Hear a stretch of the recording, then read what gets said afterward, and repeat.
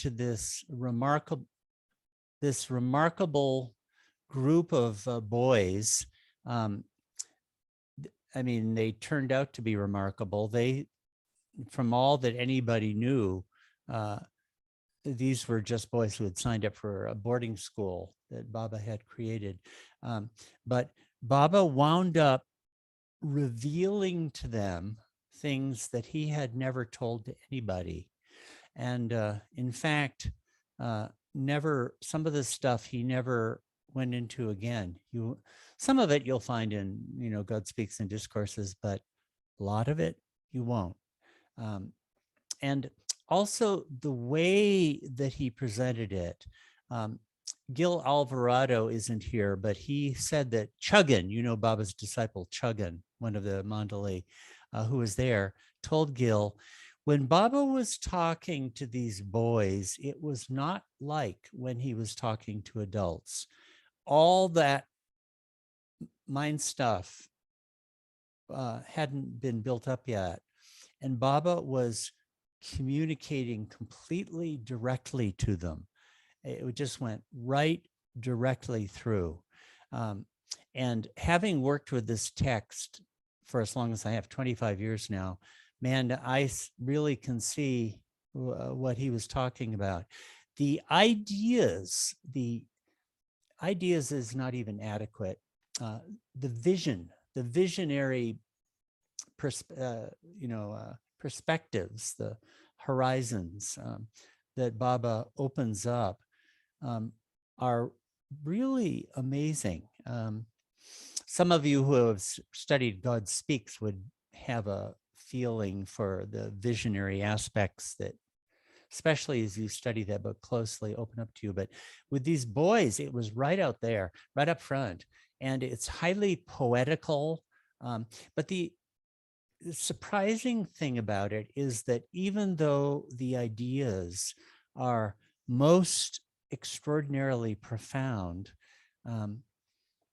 and the greatest philosophers are going to spend, centuries unpacking them, the language is really simple. He put it in, the sentences are short and they're vivid, and a lot of poetical language is there.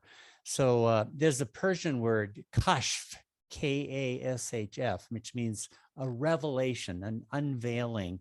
I would say of all the books of Baba's that we have, this is the one that is most like that. The really critical part is it runs from about page 90 to page 300 or so, but there are a lot of diagrams, so it's not that terribly long. It's fairly, it's a substantial piece, but it's not as long as God Speaks. 34 lectures in the course of that, and some of them are really quite short and quite pithy. So the main purpose of these sessions, as Cassandra and I were conceiving it, is really to read it within the group. We won't, and I'm thinking that history, I hope you guys will be cool with this, but I do think we need a session on the history. We can't read that entire section. It's 80 pages long. Well, we could, but I think we shouldn't take that much time to do it.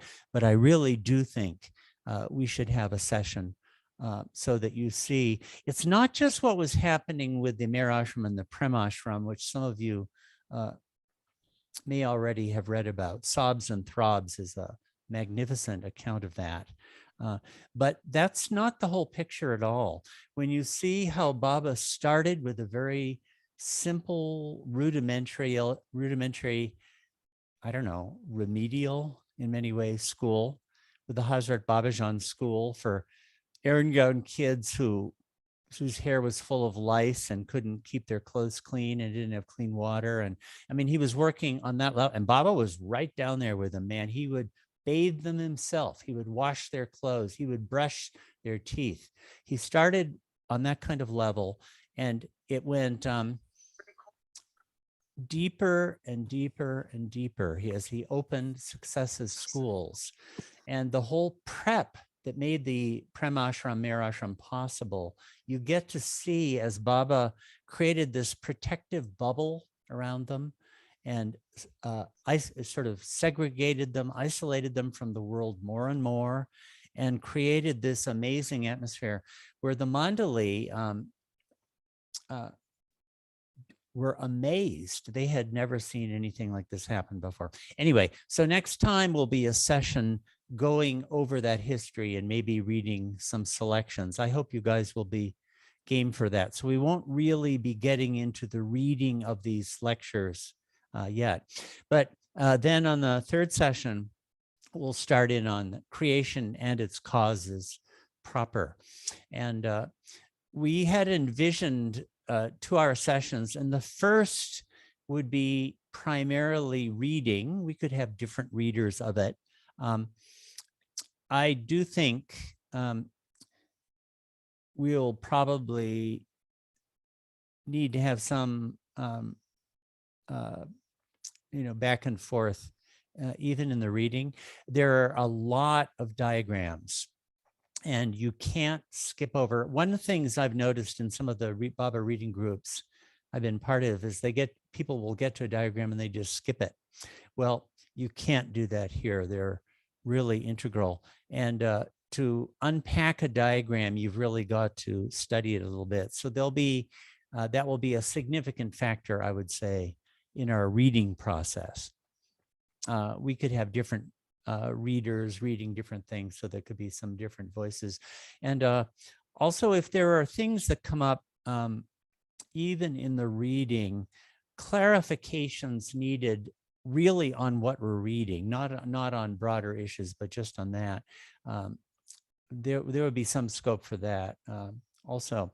But then in the second hour, we're envisioning opening it up to questions more widely. As much as possible, we'd like to keep creation and its causes in central focus. Now, that doesn't mean that one couldn't bring in, let's say, something from God Speaks or infinite intelligence or other places if it's vitally relevant. You certainly can do that.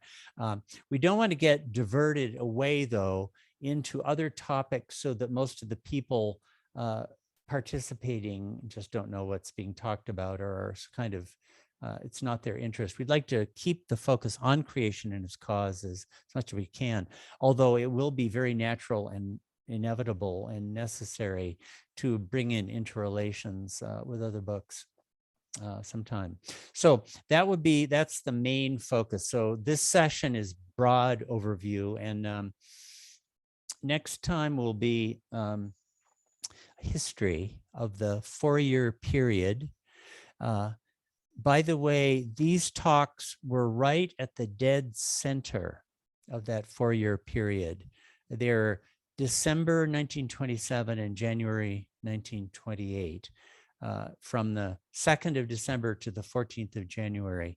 And it was in January 1929 that Baba closed the Meher Ashram. Some of the Prem Ashram kids stayed on for a while longer, but we're really talking about January 1925 to January 1929, and this at the dead center. And again, I'll just make this comment. These talks are, I don't know what word you'd use. We don't have a good English word. Highly philosophical, cosmological, mystical. They're on those kinds of topics. At the end of most of the talks, Baba would say, the main thing I want you to remember is create love. Just create love. Love the master, love me. He would say that.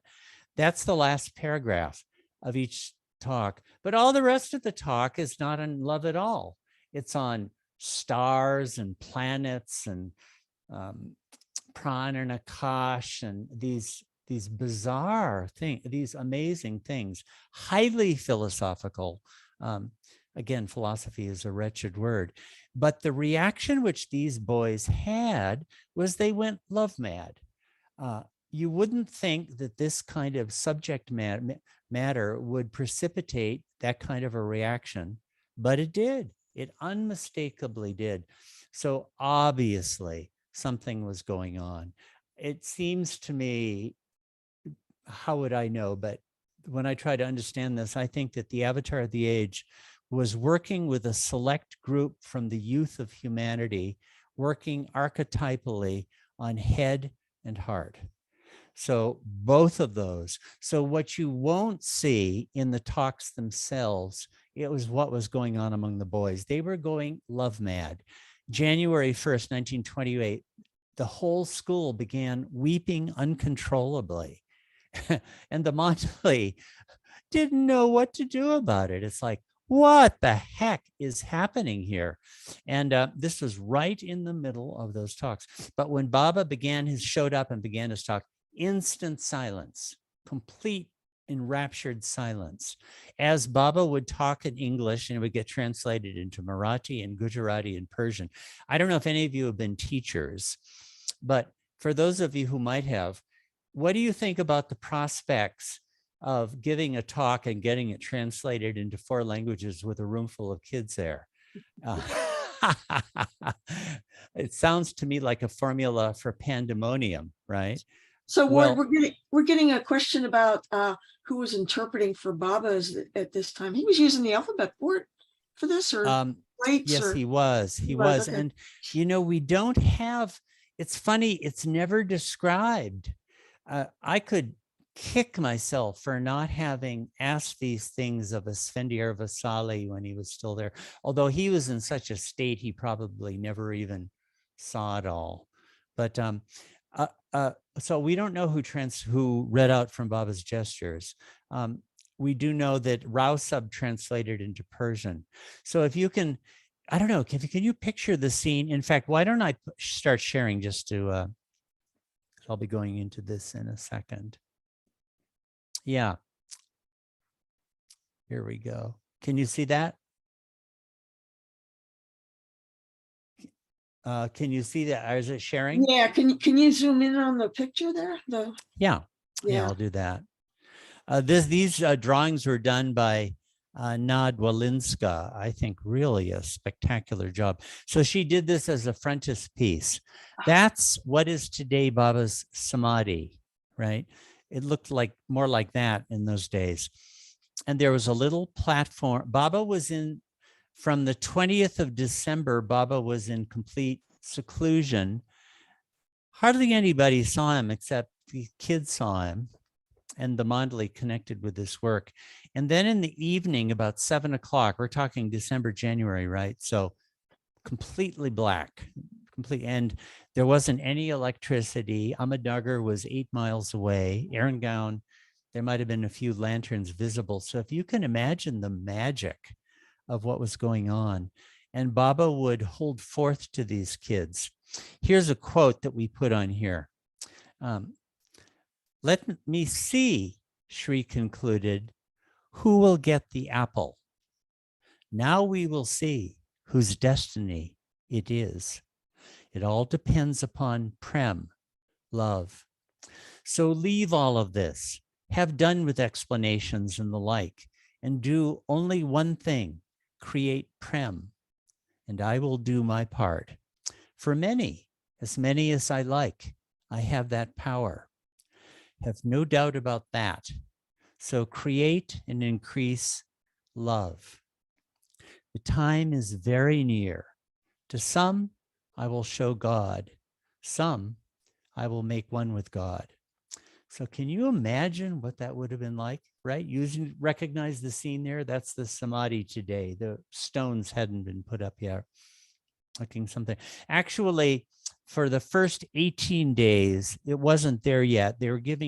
Baba was giving these talks in what's called the West Tank Room, which is now the Mehrabad Museum. Do some of you know the Mehrabad? You know the Mehrabad Museum, right? There was no upper floor yet. There was no tower yet. It was just water tank buildings. So Baba talked there. But then on the 20th, Baba moved into the crypt cabin, as it's called. He was fasting. He fasted from the 10th of November until early May. And saw hardly anyone except people directly connected with this work.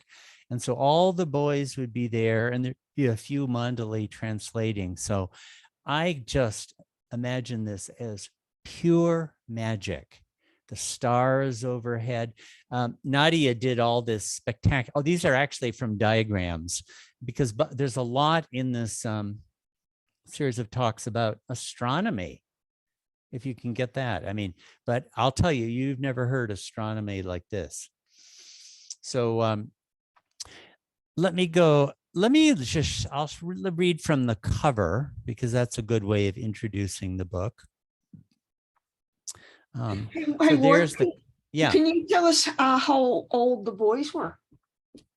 Yeah, they were mostly from about 12 or 13 to 16, 17, 18. There might have been a few boys younger than that and a few older. Yeah. And they weren't local. I mean, there were some local boys, but there are a bunch from Persia. A lot of, they called them Moguls, Muslim boys from Bombay area. They're about maybe a third maybe a little more than a third Zoroastrian, a third little more Hindu, and a whole bunch of Muslims, including Muslims from Persia. So it was quite an international mix. Baba had advertised all over the place, even in England, in the leading newspapers of the time. So this was quite an effort to get the kids there. But anyway, this is what the cover is. And let me read from this will be useful. These things are useful introductions. Meher Baba's 34 lectures to the Meher Ashram boys in 1927 to 28, which comprise the heart and core of this book, give as visionary an account of the Silent Master's philosophy and teachings as can be found anywhere in the body of his published writings. Broadly speaking, the subject matter is what Baba later called the divine theme. That is, he wasn't using that term yet, but that's what the subject. That is the story of the soul's journey from the moment of creation to God realization. But yet the strange, vivid, poetic stream of Meher Baba's exposition proves the vehicle for many startling new ideas and perspectives that we do not find in God Speaks and other later books. So that's from the introduction.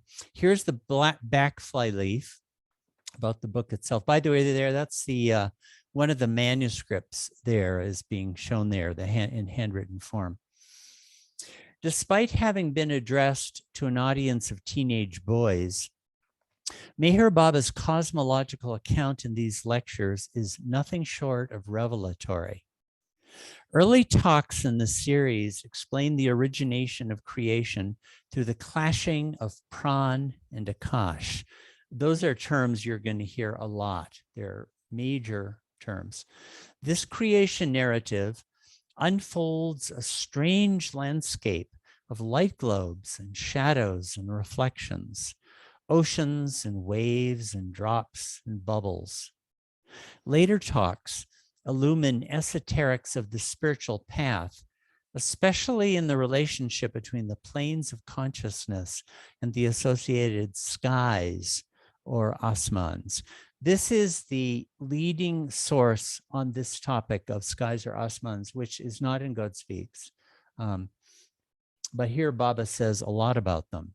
And it was, I always like to say that these were good students, because within about 10 days of Baba's describing the asmans, a bunch of the boys had gone there.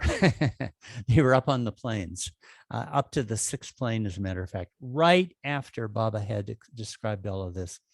This is another part of the book. I don't imagine we'll have time to get to these in this series, but maybe we will.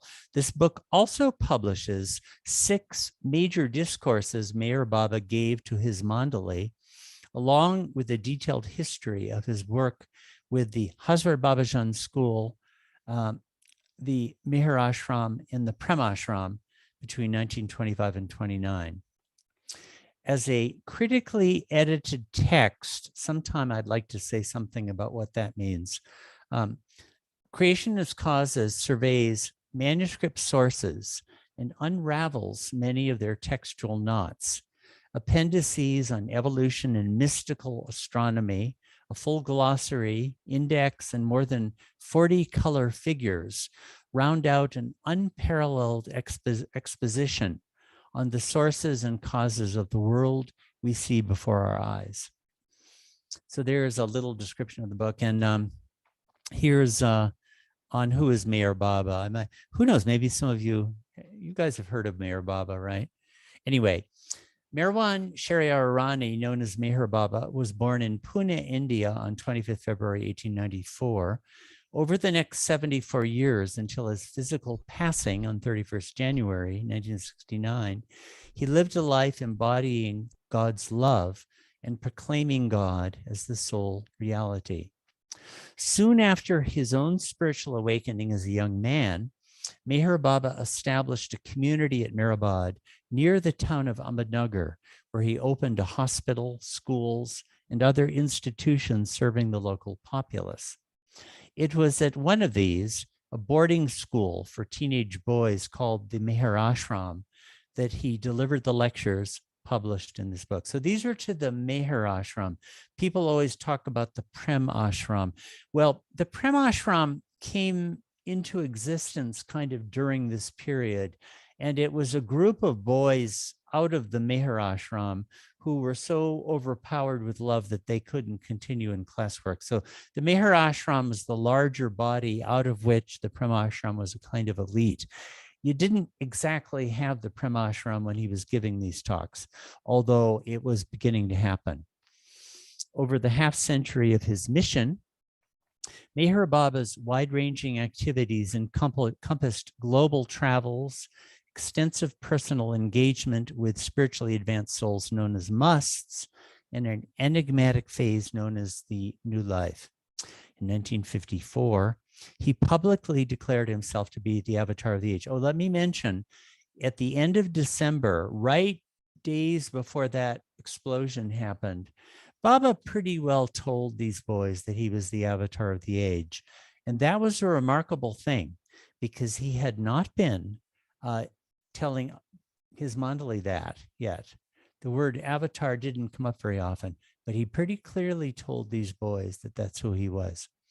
Despite, these must have been a hell of a pack of kids, huh? I sort of think a lot of the spiritual hierarchy of the next 700 years is going to be these kids. Despite the silence inaugurated in 1925 and maintained until his death, Meher Baba dictated many books and messages. Creation and its causes now takes his place as a remarkable new addition to this body of work. So let me show you, to see what the book contains. Let's look at the table of contents. Sheila came up with this as a nice title page. Doesn't Baba look beautiful?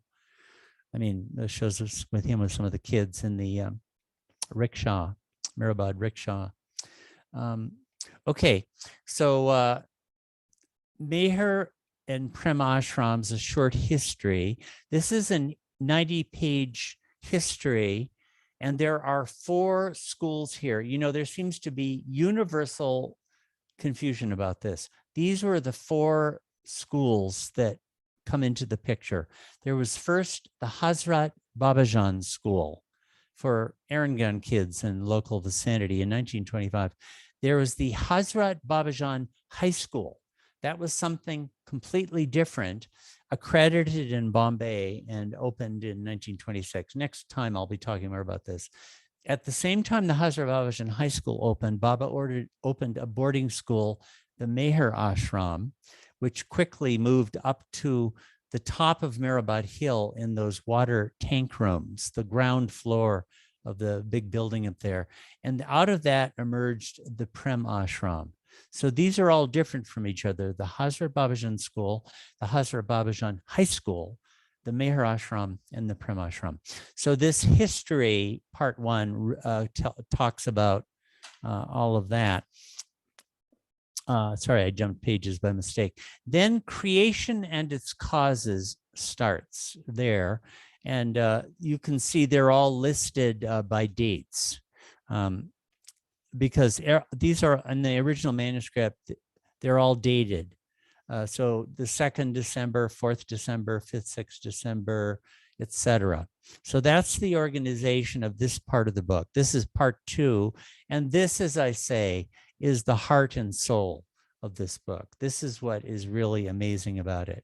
So these are all the talks. You can see they run up to January 14th, 1928, where they, I mean, it seems the Baba could have, nobody expected the series to end, but some of these bad boys, Chota Baba especially, was having 6 plane experiences, was on the verge of dropping his body. So it was such a crisis stage that Baba canceled the lectures and they wound up never resuming. So he could have had more in mind. We don't know that this is complete. Okay, part 3, as you can see here, is 6 talks that Baba gave to the Mandali, and it was during this very period, November 1927 to 10th of December 1927, just as these talks to the boys are starting. So these are new discourses that haven't been published before. And then the whole last part of it is the supplement. Now, this is kind of the scholarly apparatus, and so I won't go into this too much, but I do want you guys to sort of be aware that it's there. This is a critical edition, which means that it is based on a very exhaustive study of all known sources. It took years and years and years to do this, to go through all the sources. It has been edited. The prose has been edited. Actually, I was the only editor of this in conformity with what Baba has said about, we have comments from Baba on how this should be done. It's to make the prose more readable and clear without changing the ideas at all, to the extent that that's possible. And also, the other feature is that there's really full transparency. And this is where that happens. For anyone who wants to say, well, are these really Baba's words? Why should I believe these are Baba's words? What are your sources? And what have you done with those sources? Those are totally valid questions to raise. And it's addressed, as you can see, from page 359 to page 700. There's massive material on all of that. This second appendix on evolution, there might be some people who really take an interest on this. This really does give a lot about evolution that puts things together in a way that you won't find anywhere else. And then mystical astronomy and the processional of the planets. That's the third appendix.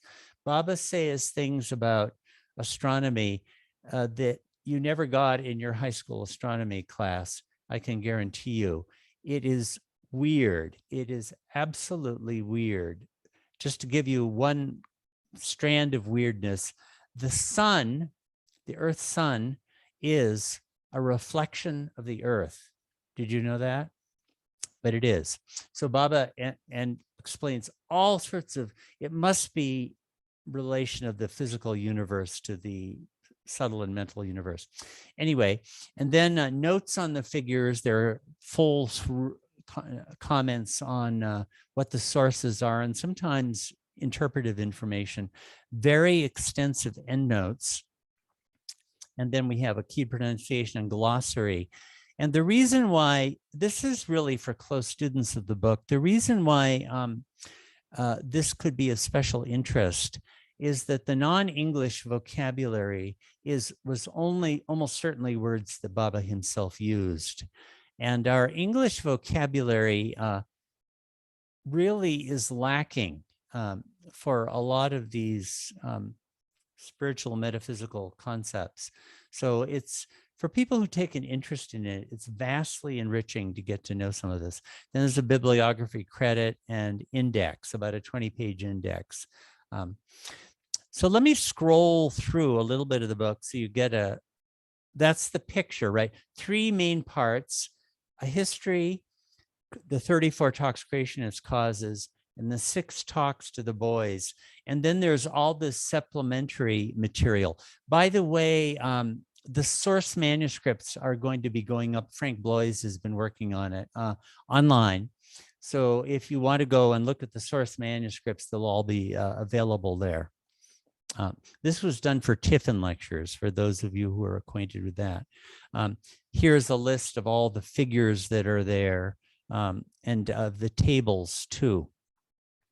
Okay, if we get time, we could read some from the preface and introduction today. Let's see what our time looks like. Okay, here's the beginning of the history. I'll just scroll through. The Mandali there, he's Rausab. He was perhaps the most important Mandali player through this period. He was one of the 2 or 3 anyway, who really, we don't hear about him, but he was really a major actor in relation to the Mir Ashram and Prem Ashram. There you see Ramju Abdullah. If you guys are, he's someone really worth getting to know. By the way, if any of you get so fascinated with this topic, you want to do some reading for next week about the history, read Sobs and Throbs. It's on the Trust website. It's wonderful, his account of the Prem Ashram. So there's Ramju. He always looks very serious and severe. One of the great Mandali members. And there's Ali, who was the hero of his book, one of the central characters in that. So this is about the establishment. You see there, Baba's playing cricket. Establishment of the Mir Ashram. Then the creation of the Hazrat Babajan High School in the Mir Ashram, 1927. So, by the way, I haven't said, but we'll say there was sports every day. I mean, it was a well-rounded curriculum, actually, that Baba had going. This is on the right. Actually, Nashrawan supplied the source for this. This is an advertisement in England by Rustam, Adi's brother, to try to recruit kids from there. There's what the building looked like. Do you recognize it, guys? Right now, there's a 2nd floor and a big tower on top. So these were the tank rooms, as they're called. This is what the Samadhi looked like. So you see sort of on the left of Baba, the building there, that window was where he talked from at night. It was pitch black. They must have had lanterns and everything. So that's what the Samadhi looked like back then. That's the scene of the action here on the crown of Mehrabad Hill. There's Ali once again. Now this was after the end of the lectures, when some of these boys had been knocked for a loop. To the right of Baba, our right, is Abdullah Pakrawan, or Chota Baba, who actually began to experience the 6th plane. He's to blame for the end of the lecture series. He was in such a state that Baba really had to attend to him constantly. He was in great risk of dying, dropping his body. So this is inside the crypt room, which is now the Samadhi. By the way, this is something worth knowing about. Starting here, the lectures themselves don't have introductions. I thought it was better not to be interrupted because Baba's series is very coherent and compelling. It's much better just to read it as it was, but it's also really important to know what was going on at that time. So if you want to cross-reference, this section gives a almost day by day chronology from Chanji's diaries of what was going on during this whole period. You see 2nd December, which is when the talks start. And so you can see what was happening on the scene. January 1st, you can see it's really long because it was just wild what was happening. By the way, Shireen, Baba's mother, came, I think, about a week after this, and she didn't like what she saw, and she said, Baba, stop all these boys. They're crying too much. Get them to stop.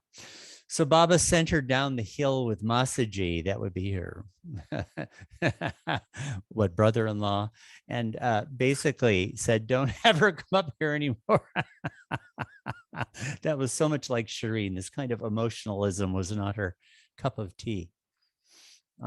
So a lot was going on at this time. And then this is the dam breaks, high drama, and the emergence of the Premashram. This is after this talks ended. And this is where a lot of the stuff in sobs and throbs happened. There's Abdullah Pakrawan, or Chota Baba, on the 6th plane. On the left there is Asfendiar Vasali. I imagine some of you would have met him. He's one of the few Mir Ashram boys. Okay, this is inside the crypt cabin, Baba's tomb now. Baba with several of the boys in this exalted state that they were in. Here's a picture of Baba with the Mir Ashram boys. Abdullah Pakravan, he had dress in this kafni. He was in this high state during this period. Okay, so this is giving you a whole history of that time. In June, Baba, and this is from this time, Baba suddenly moved the whole ashram to Toka. That's about 60 kilometers to the north on the banks of the Godavari and Pravara rivers. He just suddenly did it. Can you imagine 300 people? And they were there for about 6 months. So Baba was dressed up, you see, as Krishna there. There they are boating on the river there. He moved back to Mehrabad in December, and January he closed it down. 2 years later, he went to England, and you can see on the right, there's Ali, one of the Premashram boys, accompanied Baba. There, Chanji is there also, Malcolm Schloss on the left, Meredith Starr on the right. And so that ends the history. We also included a selection of documents from the time, which are quite fascinating for people who are fascinated by these things. One of these has a signature by Baba's mother, Shireen, signed in Persian, admission form. Here's a little brochure on the left for a cricket tournament they had with the kids from local schools. On the right, copy for advertisements that got published in all sorts of different places. You see, it corresponds with the New York Times. Here's a letter from China. Now, here's where the real thing starts. And so there's Baba. January 1928 is when that photo was taken. At the window, he would come to the window and talk like that. It was very cold at this particular time, so there's a blanket there. So I'll just scroll through and you can see what it looks like. It's full of these figures. These were done by Nadia Walinska. The figures will have keys which help explain them, and then the original, we'll put in like one original source figure where you can see where they came from. So here's where they started. Just scrolling. Yeah, here Baba explained these Sufi terms: Shariat, Tariqat, Marifat, Hakikat. But I would say the series really starts here. Here he really starts talking about creation.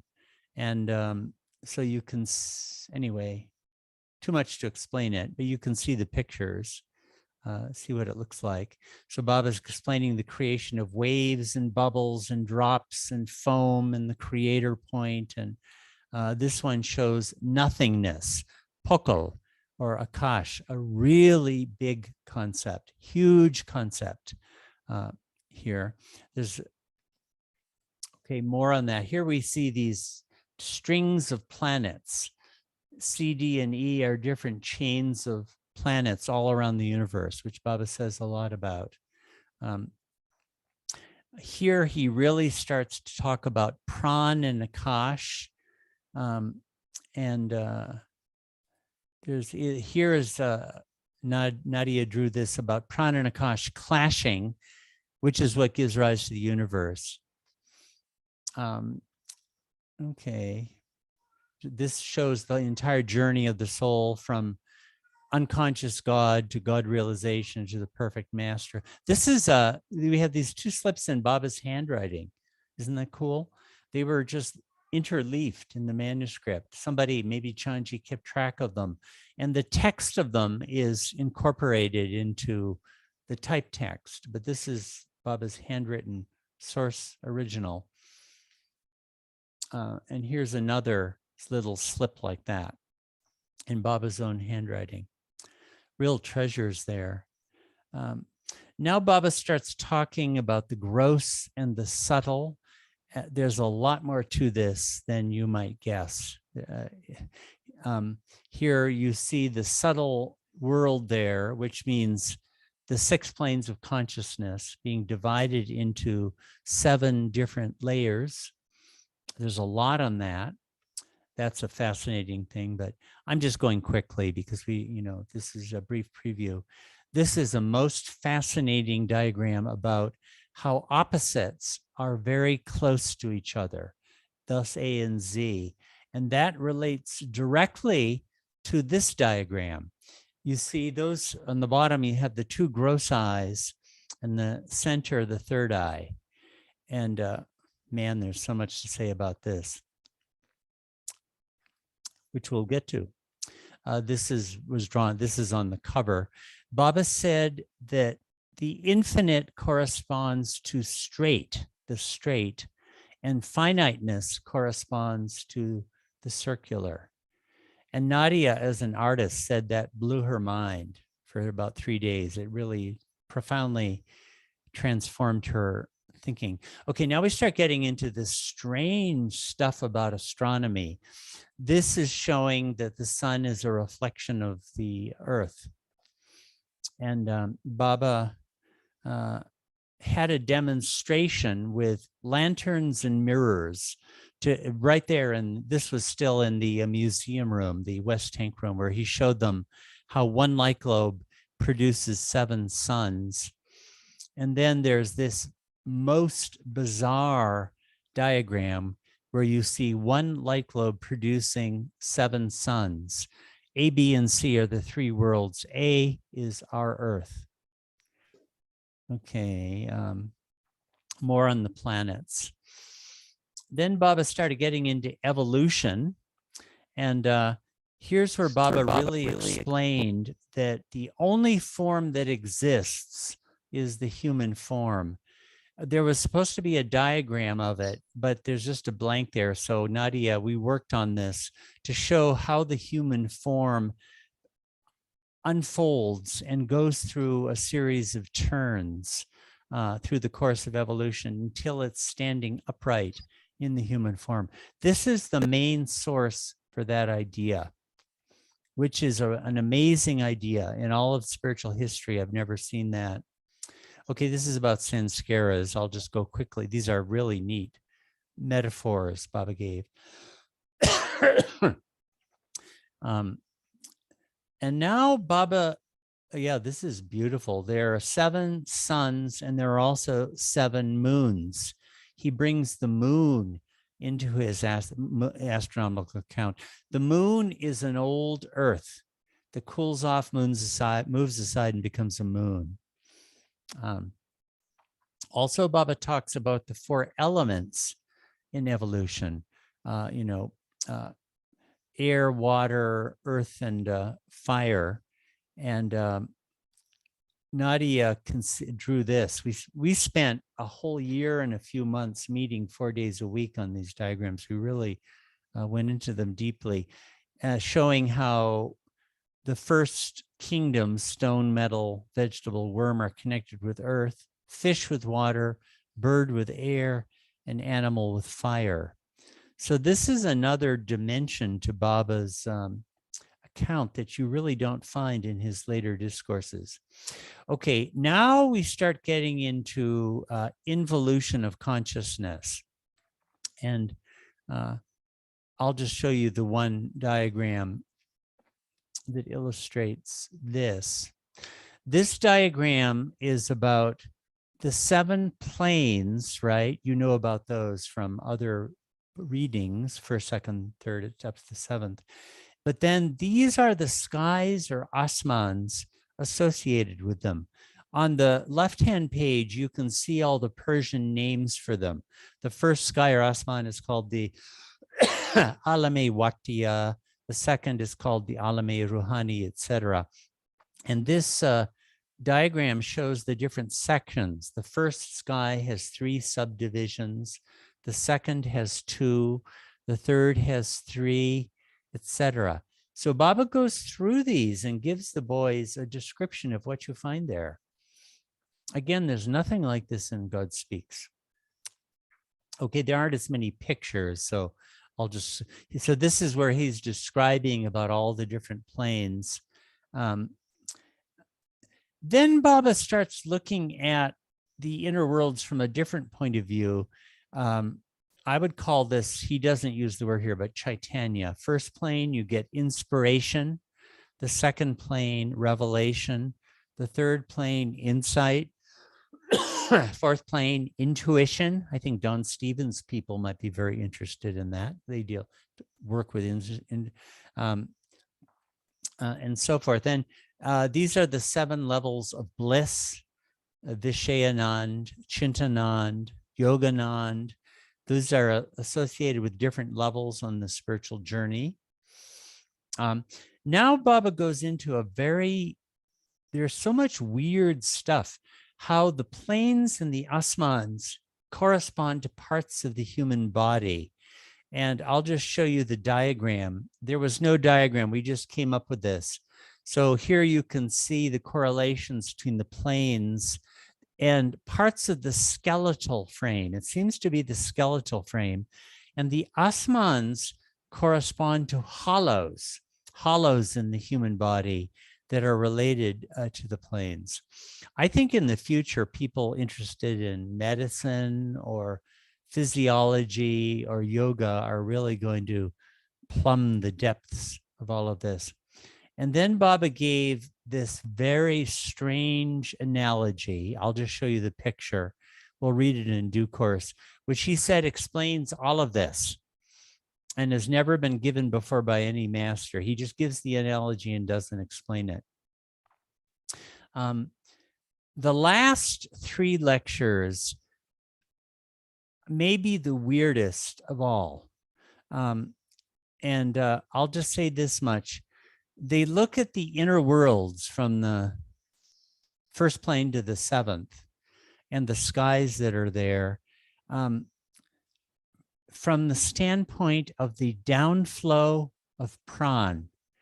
Pran begins on the 7th plane and flows down like a river with waterfalls through the different planes until it hits the gross plane, and then it starts to create bubbles. And that's where the gross appears. So this is a different, have you ever seen it described? Did you know that pran flows down from the 7th plane? So, yeah. If you don't mind, can I leave? Sure, that's fine. Everything is going good? Yeah, I think everything is fine. If you want, you can just call me. Okay, thank you. Naman is going to be going. Thank you so much for setting us all up here. Thank you, Naman. We're coming up on an hour or 2, Ward, so. Yeah, so I'll go more quickly. So this, anyway, so that's the end of this series of lectures. And now we get these 6 talks to the Mandali. The second is on the search for God and the path for love. These were November, December, when the boys were just starting. This is on Hafiz. This is apparently stuff that Baba gave out on these subjects. on impulses, sanskaras, the circle, prarabdha, and the master. He talks a bit about the education of kids here, and how when the spiritual impulse breaks out, let it go, don't check it. It'll come into balance in due course. What is religion? What is Turiya Avasta? So those are the 6 talks. Now for the supplement, I'll just scroll very quickly. This long essay introduces some of the philosophical and metaphoric ideas, oceans, light globes as cosmological metaphors, some of the idea content that might have been difficult, that might be new. And then it goes over a lot of the manuscript sources here for people interested in that. Goes over it in a great deal of detail. And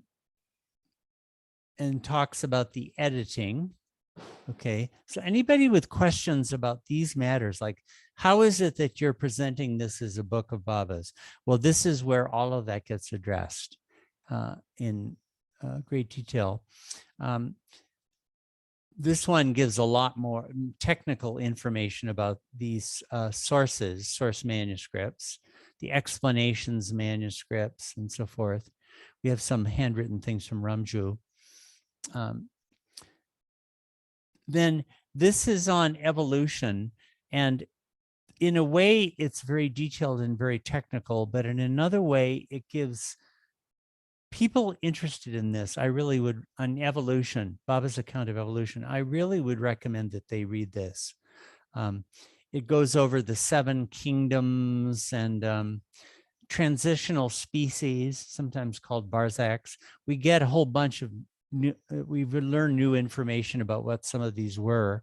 From the tortoise is the Barzak between worm form and fish form, for example.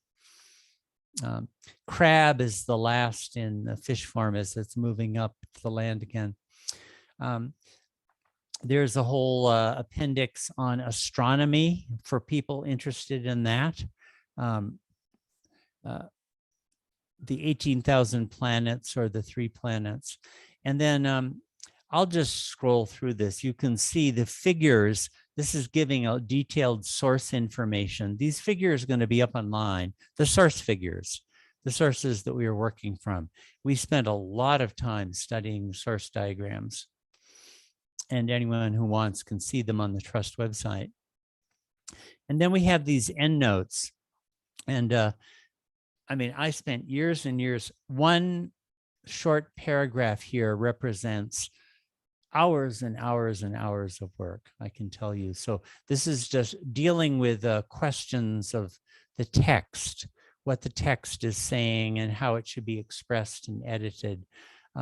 Anyone interested in these questions, this detailed information is there. I realize there'll only be a few people interested in this, but I want people to be aware that there's full transparency about the editing, you know, all these editorial decisions, anything of any significance is fully talked about in these notes. And I hope we'll eventually be able to get these endnotes up where you can click on the sources and go see them. Right now, there aren't going to be many people who go into this, but in the future, there will be when these things get studied more. And maybe people will maybe want to criticize the editing and the edition and may want to do a new one they'll feel it needs to be improved on. That could happen. Okay, and then the section after this is the glossary. And in the glossary, as I'll show you, you get, okay, like adu. In the key to pronunciation, you get told what all these diacritical, what a dot under a D means, what, you know, all these, what a macron means. And you'll get a definition and you'll get etymology, language from Sanskrit, Gujarati, and you'll get all the pages on which that word occurs. So anybody, if you were interested in the vocabulary and you want to find out all the pages, like this one here, Atma, there's a word where there are a lot of occurrences. All the occurrences of the word Atma Well, here they are. You see all these page numbers. So this is a lot of information for people who really want to do a deep dive into all of this. And then we have credits after this. And the final section is going to, bibliography is there and an index. And I can tell you, an index is a huge job, having done this one and a bunch of others. It's really quite a task. So there's a picture of what the whole book looks like. And I would say most people will, maybe some people will really get interested in the history as time goes on, but there's no doubt that the spectacular part of the book is this one, these 34 talks. Okay, this has run on for more than an hour. Maybe we should open up. Do you want to stop the share and we can open up for questions? Yeah. I don't know if we need the share, but we'll see. Yeah, Anyway, we can always do it. Yeah. Anyway, I'm asking people to raise your hand. Otherwise, we get a lot of crosstalk, and remain muted until I call on you. So the instructions for raising your hand have been posted in the chat. I will repost them now, I think. Working on it. And then when I say go, you raise your hand. Oh, Mahu beat me. Okay. Go ahead and raise your hands. And Mahu gets to go first. Please unmute, dear. Oh. Jai Baba. Hi, Jai Baba, Ward and Cassandra and everyone else. Before I ask my question, I would like to express my deep gratitude and appreciation for this work that you've done, Ward. I mean, this is monumental, and just the progress of how, this Baba has laid this out, that after all the books that came out of the manuscript, now it's the turn for this one. And I thought about it, and I don't know of anybody, Ward, whether you like it or not, who's able to do this job. And I truly, truly appreciate it. Thank you. And the fact that you're sharing it with us via Zoom and so forth. I have one question and then two small informational questions. The first question that I have is, what is the correlation between, for example, this book, and it's huge and a lot of stuff is covered, but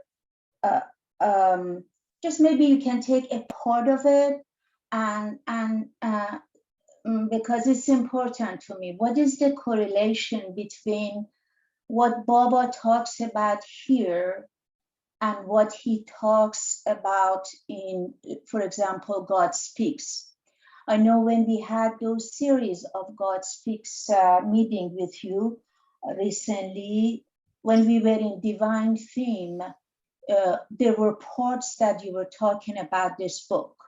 You said, well, Baba talked more about this in creation and its causes and so forth. So perhaps he elaborated on some of this, but like, for example, what is the relationship between the glossary here, which I really thank you for putting it together. That's a great help. And what is in God Speaks? Because I noticed the Avesta, Avesta and Sanskrit words do not change. They're the same, or the Sufi terms. But why do you think Baba came up with this? Just why do you think? I mean, of course, this was before God Speaks, because God Speaks was in 1959. This was, as you mentioned, was 25 till 29. But why do you think that Baba came up with this? If it makes sense, my question. Well, this is the third of these three major bodies of material, all found in this leather briefcase in the Rice Go Down. That would be Infinite Intelligence, Tiffin Lectures, and these series of talks. And they collectively, along with In God's Hand, provide a kind of a, I'm calling it the early Mehrabad dispensation from Baba. When the book gets found, that will be, of course, a colossal new body of information. But Baba, it's when Baba began to talk after 1931, Baba's discourses changed a lot. They became, he simplified enormously, although in a way it's not fair to say that, because even those short messages he gave to the West are very profound and very exquisite. But he pulled it way back in a lot of ways, because a lot of this Indian metaphysics would have not been easily understood by Westerners at that time. But then he built it up again through the course of the discourses in God Speaks, and God Speaks is highly developed. Those later works, what you find in God Speaks, especially about discourses, are more systematized. They're not completely systematic philosophy. I really couldn't say that. But Baba had worked out in a more intelligible, coherent scheme, and filled in a lot of the gaps. And a lot of the things that seemed to be contradictory early on, he resolved. Most of the contradictions are just in the use of terms. So he standardized his terms. So if you really want a full account of the divine theme, God Speaks is the place for that. And if you really want an account of the how a seeker pursues the spiritual path, the discourses are a place for that. They're in a very universal language, a very global presentation, although they can be quite difficult. God Speaks can be quite difficult. So these early talks are really more narrowly focused in a certain way. They were really addressed to the people before him. But this particular, as I said earlier, this particular bunch of talks, even in the context of the 1920s, was unique. Baba hadn't told the Mandali much about the spiritual path, but he really did tell these boys a lot about it. And it's very visionary and poetical and very beautiful. And its language is very simple. Also, Baba brought up topics here that he dropped later, like pran and akash. It's a big, big part of Meher Baba's darshana. There's just no doubt about it. And there's a whole creation narrative that he did not explain later, you know? So that's some material that's quite new that needs to be integrated into what we have later. There's a lot of stuff on certain details of evolution. This stuff about astronomy is just bizarre. It's absolutely bizarre. And we'll get to it, and people will just have to, Baba must be talking about how the physical universe relates to and derives from the subtle universe. It must mean that. And later on, he never tried to explain any of those things. And the stuff about the planes and the asmans, again, you won't find that in God Speaks. There's a whole parallel structure. We have the 7 planes ascending, but we have these asmans ascending also. And they're like places, and Baba says what's in them, you know, who's in them, and their colors, and not all that much. Okay, the second, just an easy one, is like heaven and hell. That's where those are. So when you die, you go up to the asman of the second plane. So there's a lot of material that you won't find later. Baba dropped it when the Westerners showed up. I think it was too esoteric, and he never got back to a lot of it again. So in all those ways, it's very different. All right, Jim Wilson has a question.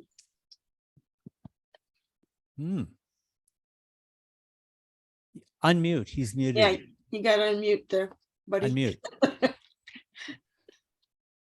I get a nickel every time. Okay, I I'm say sorry. that. Who do you think you are anyway? Meher Baba? Keeping silence? Well, I want to go back to kind of the very beginning of your introduction and the idea of Baba's philosophy and teachings. I wonder if you could enlighten us a little bit about the word philosophy. If I could throw my two cents worth in to start with. I find that a lot of people in our discussion groups and stuff find it very difficult to deal with what might be philosophical or what is intellectual and all that sort of thing. And I believe the West has a prejudice about philosophy that tends to be knowledge for its own sake. You know, that idea, especially in science, research to learn some new fact for its own sake. Who knows what the value of it's going to be, maybe generations from now. But I think about the word philosophy, which basically means love of wisdom or love of gnosis. And the whole idea of gnosis and wisdom is that somehow it transforms us. It's not just a matter of knowing a concept or an idea, but that it actually works within the very fibers of our being, our cellular structure up through all of our mental processes. And that, for example, Socrates was known for what was known as responsibility.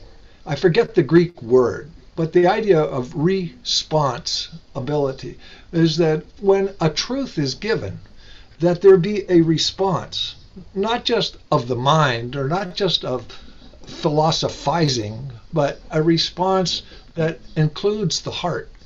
It includes a transformation. It's a transformative kind of experience.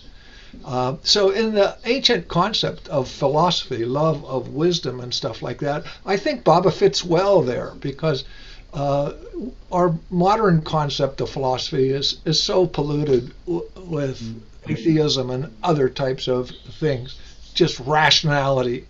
Baba is rational, he's logical, but all of the truth he is giving us is transformative. And so I don't think philosophy is such a bad word. It just has a really lousy reputation in terms of modern philosophies that often got off into all kind of crazy tangents. What is your feeling about that? Yeah, no, I get exactly what you're saying. Back at its source, philosophy was something more like what Baba is giving. That is, it's not just intellectual truth, but it's the cognizing and realization truth. And in recent centuries, it tends to become a purely intellectual activity. But in the real sense that you're talking about, philosophy is a very beautiful word. Baba doesn't seem to have liked the word. No. Because I think that's because of its, what it's become in philosophy departments, where often it's, they reject study of being and ontology, and it's just epistemology and arguing terms and analytics and all those sorts of things. That kind of approach can be very sterile. But actually, this is a really good book in relation to which to engage that very question, because Baba was giving to these boys, in the sense that you're using it, philosophy in the real sense. I mean, cosmology, creation cosmology, the spiritual path. I mean, an account of the spiritual path. And it's really quite abstract, a lot of it. And it's very subtle and very deep. And I would have thought that kids that age, it would be over their heads. But obviously it wasn't. And but then their response was to go love mad, right? So obviously we're having a connection of head and heart, it seems to me. Baba was speaking to them on matters of the head, but man, their hearts were just on fire. In fact, towards later end, he says, when you get near the spiritual path, your eyes start to turn a bit red.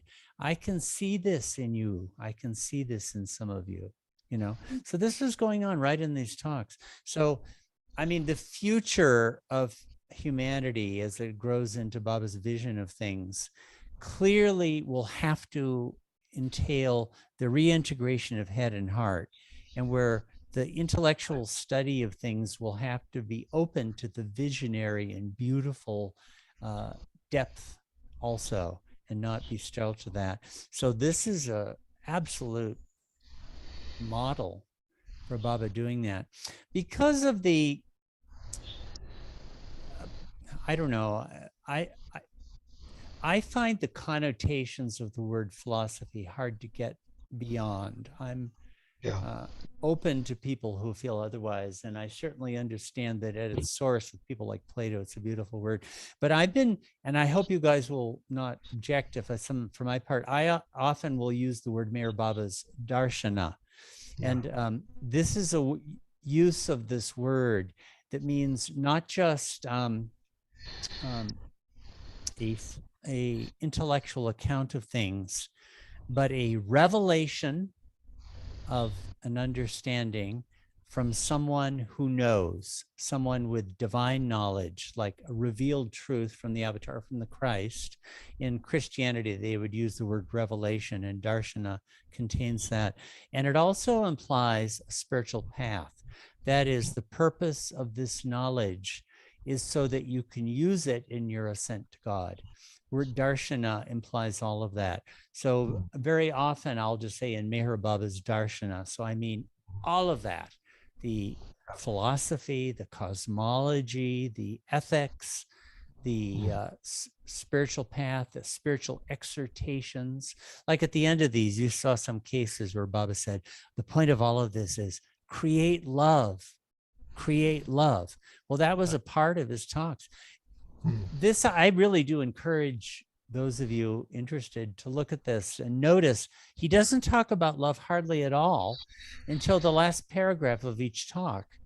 And then he says, the point I want you to take from this is to create love. Well, Baba, if that was the point you wanted them to take, why didn't you talk about it in your lecture? You didn't talk about it one little bit. But man, those kids got it.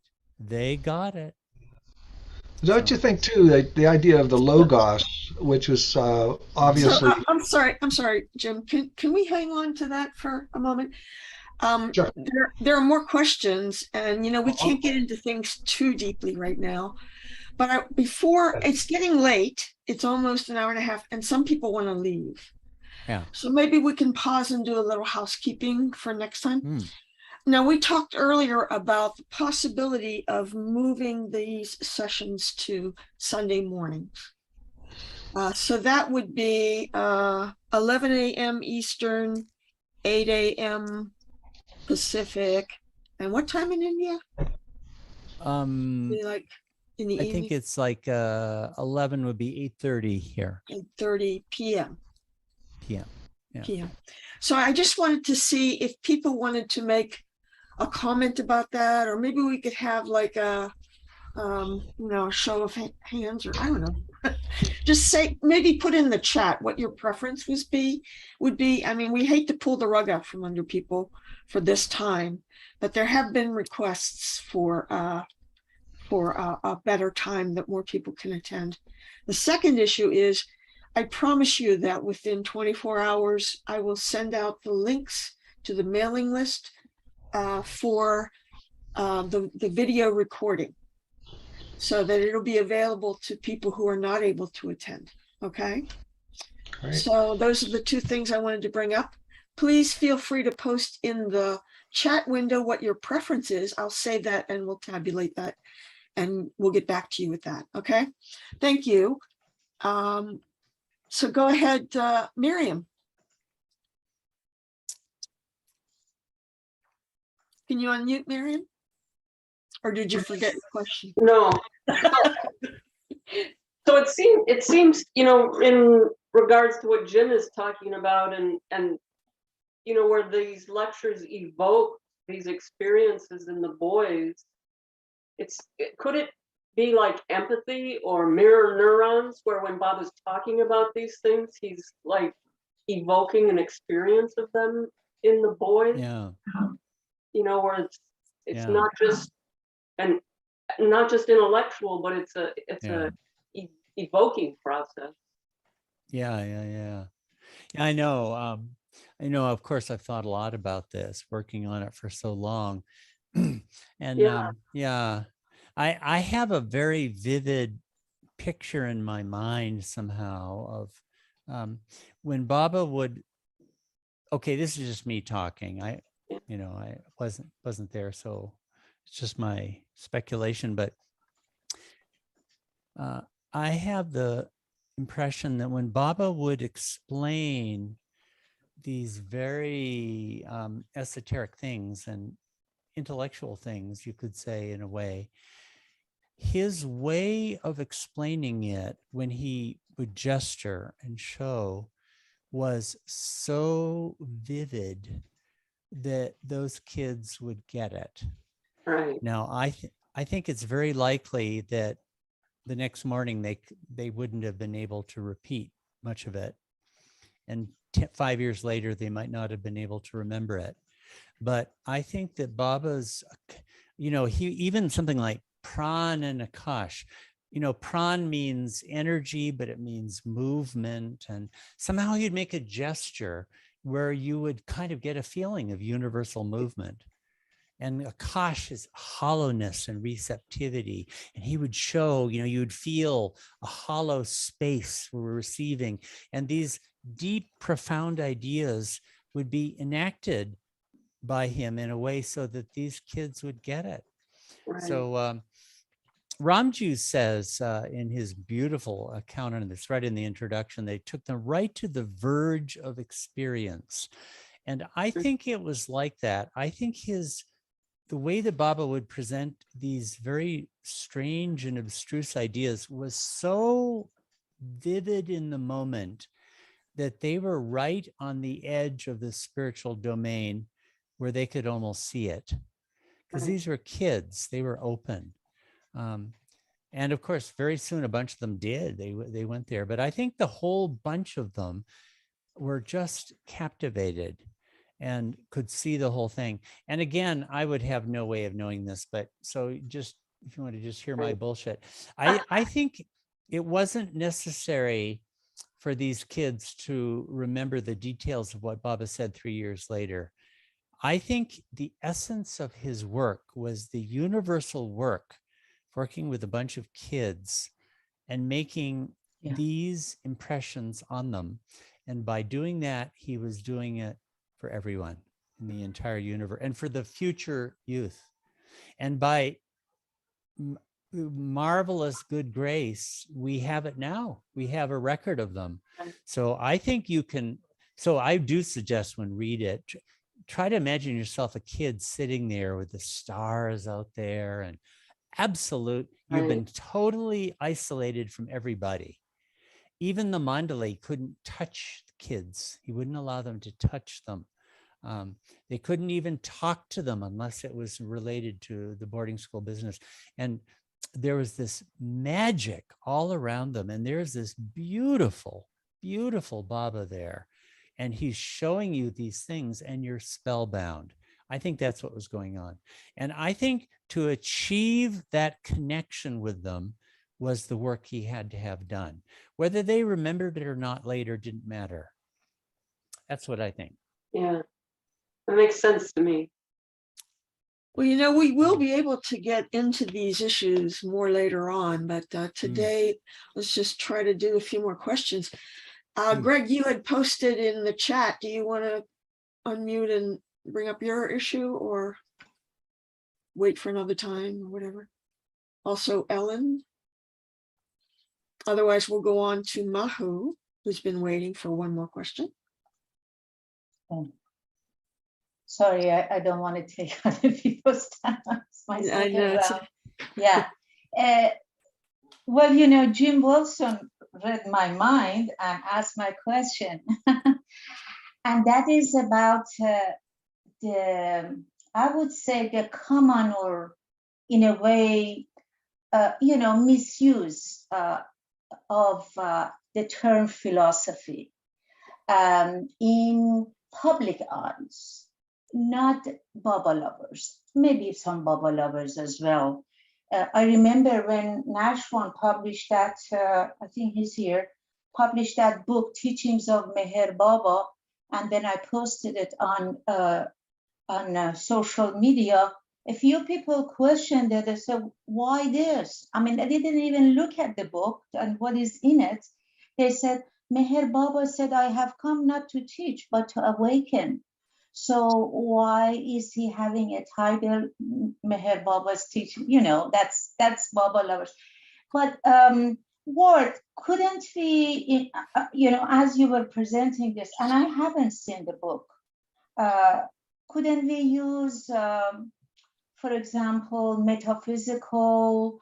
I know philosophy, as you explained it really well in response to Jim Wilson's question, contains, you know, rationality, logical, as you know, a lot of other, you know, concept. It's integrated under this banner: theoretical, analytical, you know, reasoned, you know, reasoning and stuff like that. But just this particular word of philosophy is, maybe we can, when we talk to people, or, you know, is Meher Baba is redefining these words, you know, he's redefining, it's a new meaning to it compared to what Plato or Socrates or other people used it for. You know what I mean? Like that. Well, maybe, I mean, this will be a question for the Baba community to work out how they want to relate to the word philosophy. I'm tending, as I say, to try to promote the word darshana. This is the standard word in India, by the way, like Vedanta is a darshana. Samkhya is a darshana, and it implies, darshan actually means a seeing, a vision, right? And Yes. the problem with, like, say, metaphysics, metaphysics is one subject area within philosophy, but it doesn't encompass ethics. It doesn't encompass the spiritual path. See, a lot of the discourses are kind of telling you how to do it, how to actually work your way through issues in your journey to God. Well, philosophy as a discipline, again, back in the days of Plato, it did mean that, but it hasn't meant that for a long time. But anyway, for the purposes of our discussion here, use whatever word you want, and we'll muddle on through. Sure. We're all good with muddling. Anything you say is fine, Ward. So Cheryl, I'm sorry, Cheryl, did you have a question? No, more a comment. Ward, so many times I've heard you say how amazing it is that these boys were this age. They were so young. From the very first time that I ever heard this information presented, which was from and through you, I felt these boys were ready for it. Their ages were irrelevant. They were primed already. These boys were on the path already. And I've wanted to say that for a long time. So that's my first comment. I mean, it's not surprising to me at all. And the second thing is what Jim brought up so wonderfully, is that here's the God man radiating out love. And then he's so, you know, you say again and again, it's not talking about love. He's radiating it. And in the meantime, he's talking about what we would call material from a more mental perspective. And I remember one of the things that drew me years ago, I believe it was in a discourse meeting, that Baba said that the balance of the head and the heart And here we have it. That is what is so incredible. Again, to me, it's irrelevant how young or old these boys were. It's that their fibers of their being are absorbing this mental information. At the same time, there's this effusion of love. And I believe as well, it's a template for the balancing, which Baba said we have to do before God realization, the balance of the head and the heart. Looks like that to me. So Obviously, these were unusual boys. Nobody yes. would have known it beforehand. I mean, they, for all anybody knew, they just were signing up for an educational program that had been advertised through these various channels. And that's what everybody had to expect. But these must have been great souls, I think. Again, I'm giving you all my, I don't know, donkey, when donkeys, lovers pray and donkeys bray. So this is a donkey braying. I couldn't possibly know this, but okay, I will say this because Babas did say this. He pretty well told these kids, "You're not in my circle." And he was talking a lot about his circle in that, actually in one of these talks in this book. He tells the Mandali about it. In the previous years, he had told them a lot about the circle, but he told these kids, "You're not in my circle." And I'm very struck by the fact that after they left, hardly any of them came back again. They went out and lived their lives. Some of us saw Asfendir Vasali, so we got a really good dose of one of the really, I mean, if you're going to talk about not ordinary kids, we look at Asfendir, that was not an ordinary man. I think many of you would agree with that, obviously. So, of course, he was one of the stars, you might say, but not all the kids were Premashramites, but most of them just left, never came back. And you might say, well, why? I mean, why didn't they become his lovers, become part of groups of lovers? And what I think is that wasn't their role. I think that these were kids not meant to be in the community of the Avatar's lovers, but meant to be part of the maybe spiritual hierarchy, some of them. Maybe I've always thought these have a destiny in the period between that now and the next advent. You've got to have great souls, and some of them will just, some kid will be born and then all of a sudden he goes off like a bomb and becomes a superstar. Okay, Saint Francis, like that, or that kind of person. And you'll say, where did this come from? Well, it came from the Meher Ashram. It came from hearing Baba give these talks, and they'll be great luminaries for the whole world. I think that was the role which these kids had. They weren't meant to be part of the general community of his lovers at all. And also, again, I couldn't possibly know this, but I still do very much think Baba was working universally when he was talking to them. And as to the age, these must have been souls so matured and developed as to be fit to receive content like this. Obviously, these weren't ordinary kids. They might have looked like it, but they weren't. But at the same time, I do think that age was relevant to the work Baba was doing, because, when you're 13, your mental apparatus is still kind of fluid. And maybe you start to think about things at that age. I did, as a matter of fact, but your opinions aren't fixed and your values aren't fixed, and you're responding to all sorts of stuff in your environment and starting to gel. So Baba caught them at a time where they could receive this in a way that adults couldn't have. Now, adults would have been really interested, I'm sure. Sometimes some of the Mandali were present, but not like these kids did. I think it went, that's what Chuggan said to Gil Alvarado, as I mentioned earlier. It just went straight in. They are at an age where it could just go straight in without any kind of mental interference. So when you read it, the more you can put yourself into that state, the better. I agree Just with one that more, one. one sentence, please, Cassandra. Baba said to go out and be in the marketplace, not up on the mountain, standing on one leg. And that's when you say, you know, which I didn't know what these boys did afterwards, most of Right. them. They just went out and they were, Right. and so did Esfandiar for many, many years as a farmer. Right. Go out, be in the marketplace, do not, you know, and that's what Right, I'm. that's what thinking happened. they That's were what doing. happened They with went out just into about the all of them. marketplace. Yeah. Thank you, Cheryl. Thank you. Cheryl, I'm sorry, I Thank have a hard you. time It's remembering. okay, thanks. And I'm so glad this is being recorded and posted later. This is Mm. fantastic. Thank you. Yeah, well, I'm going to end the recording at noon, but we can continue chatting if Ward feels like hanging on. I think he might want to go to bed. I don't know. No, I'm fine. Okay. I'm fine.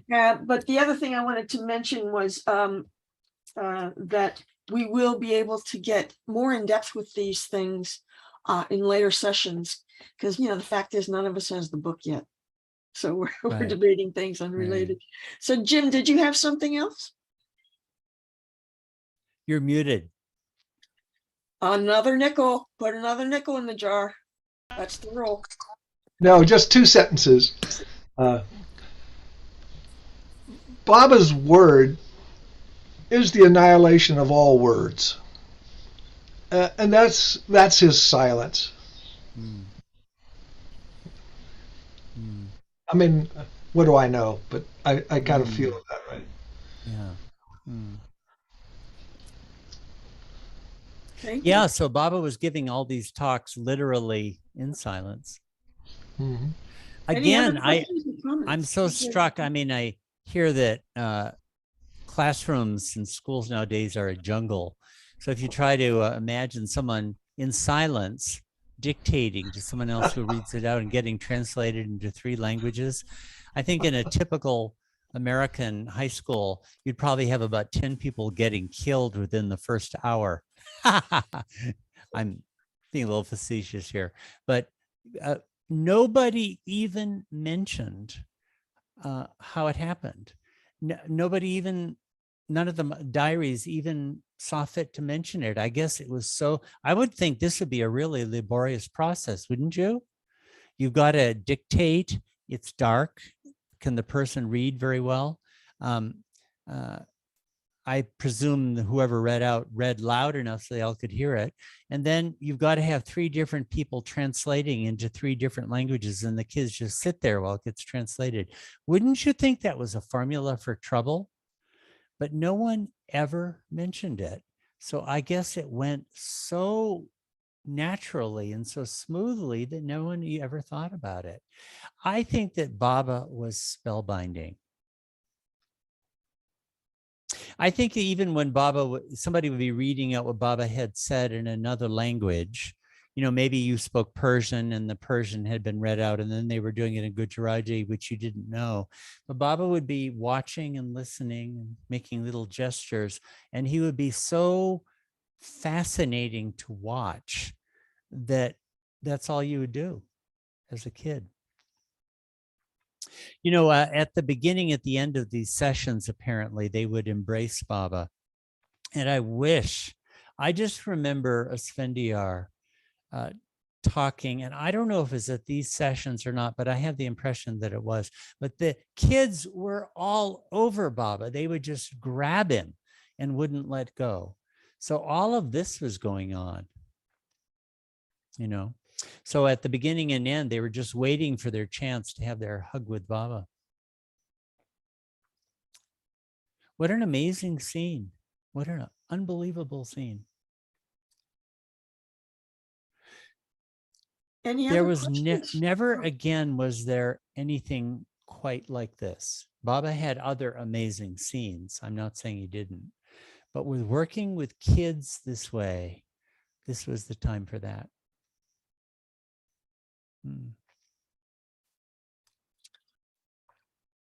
Well, I think I will stop the recording at this point. Everybody's okay with that. And I will send out a weekly link. You'll get it about an hour before the session. I will also send out information about what the decision is, whether we're going to continue doing it